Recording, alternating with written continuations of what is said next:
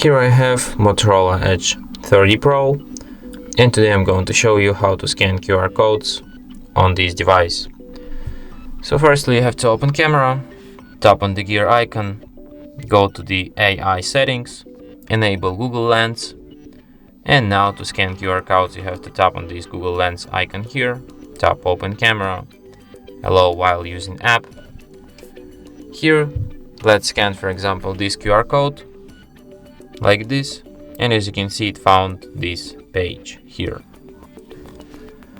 This page was encoded in this QR code. So yeah. And that's it. Thanks for watching. If you find this tutorial useful, don't forget to hit that like button and subscribe to our channel.